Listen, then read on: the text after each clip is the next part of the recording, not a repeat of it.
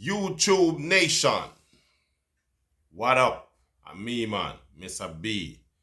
And today, me have a little thing where I want to share with them on the channel. Me I hope you enjoy the video them still, and, you like the video, subscribe to the channel, because, subscribe, man, because the subscription help you for pick up the video them as them drop.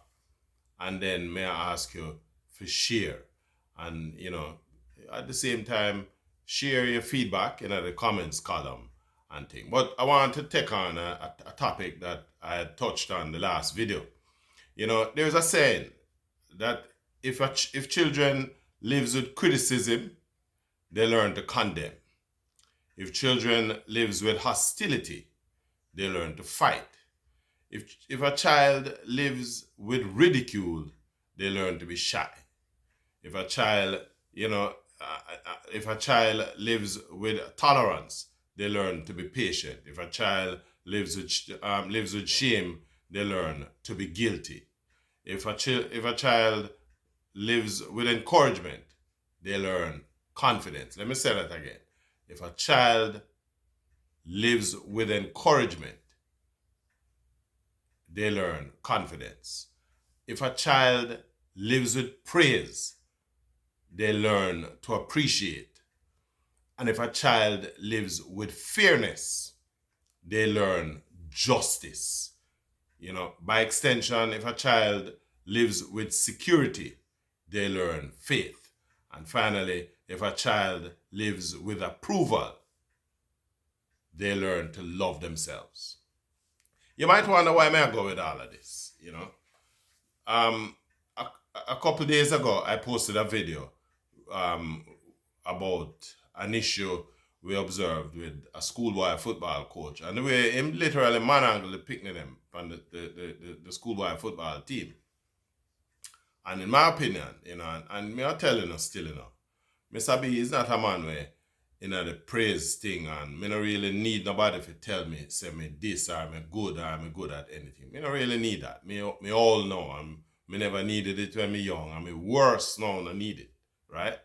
My philosophy is that me I talk out against the thing when me see we're wrong. And one of the things that frighten me is the amount of Jamaican people out there who believe that a coach, a manhandling team, is a good thing. People actually say that the coach had toughened up the youth them. Now, the one thing that I learned in my life, more than anything else, is that abuse is an unacceptable part of Jamaicans' makeup, if you will. It's an unacceptable companion in the lives of too many Jamaicans, right? But what we do is that we sort of turn a blind eye and almost pretend that although it out there walk beside we, it not there. Let me tell you something. All of the criminal problem we're having in Jamaica right now, we can tell you say it have its genesis in this kind of setup. And we can, the sociologists and the historians, I guess them can probably say to you that it have some, historical underpinnings that come back from the days when Bakra Master beat out the backside with a whip or whatever. Them basically, engage one of our own black brother them for bust we ass because them a bust we ass back into submission. But that is not right, And so when a parent send children to school, to get an education. Yes, Jamaica have some problems where some of our people, with parents, are not the best parents in the world. A lot of man just fire sperm and gone, and sometimes women them just drop out the picnic and they make sure them have somewhere for sleep and eat and thing, and then come home to a night time. But them really not provide the kind of parental support that one would think is necessary. But that's a separate problem. The fact is that a lot of these kids find themselves in these organized extracurricular activity in school. And them look to them coach or them trainer, whoever it is, as a sort of an extension, as a surrogate kind of a role that them, to a large extent, may not even be having at home. And so when that person is abusing that relationship, right? It has to be something that we pay attention to and cry out. We need to shout it down. This particular coach have a reputation. In fact, his wife put him in the newspaper to the extent of his aggression, right? That him and his son in a war and all them kind of thing there. And we believe, some of us, and too many of us, believe that on the soft and on grow wimp and all them kind of thing there. Well, as of the 14th of November, 1,363 Jamaicans have been murdered in the place, right? And most of them people that were dead, most of them, right, are Jamaicans who are under 30 years of age. Think about that, right? According to the same police statistics, some 30% of these murders are domestic murders. You know what domestic murder mean? Me and you have a discussion and, like the direction that go, you draw your gun or your knife or whatever. Or a man a fool on a woman and you don't know how to deal with it. So, or you feel the shaggy your bun and you go stab her up or shot her up or you lick her down or whatever, right? But all of that comes from the intolerance that we learn through this kind of what we call the learned aggression. Because if you are in an environment where it seems okay, right, that your coach can tell you cuss bad word and tell you say you're not good and box in your face and hold you and shake you up and all them things. That's not coaching, that's abuse. And if you can't distinguish that, something wrong. Something wrong with any Jamaican. Anyway, let me put it this way. Any coach in any kind of institution in America, put them on a picnic, prison you're gone. Prison. Right?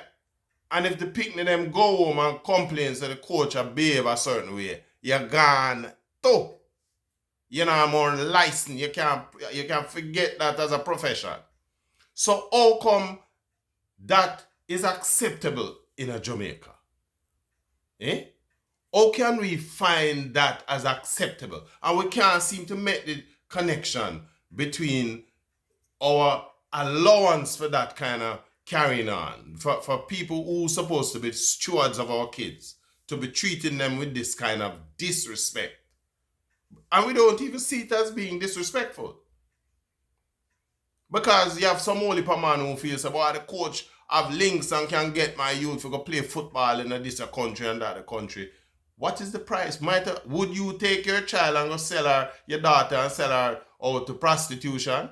Because essentially the same thing you do yourself, You literally a prostitute out your picnic.